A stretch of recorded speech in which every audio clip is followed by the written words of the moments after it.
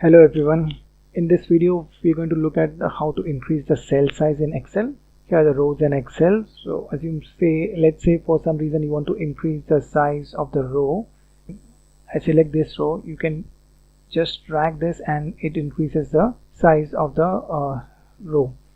I'll do Ctrl Z, and now let's say you want to change the row, change the height of a few rows together. So you select a few rows and then go to format, which is here, format cells, and click on row height, and you enter the desired height. In this case I'll make it almost double, which is 30. So now you see the height of these 5 rows have increased. I'll do Ctrl Z, it restores back to the original height. So let's say I want to increase the height of all the rows together. So you just select the first column, go to format, click on row height, now enter the desired height.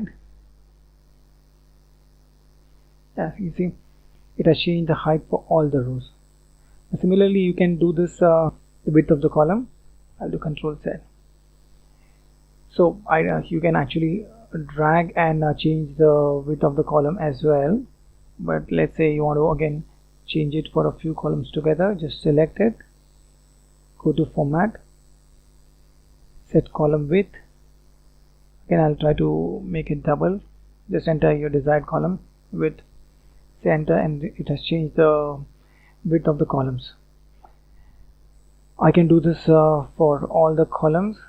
So in that case I just have to select the first row, go to format, say column width, and then enter the desired width.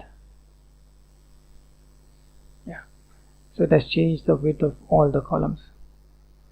So this is how you increase or decrease the cell size in Excel.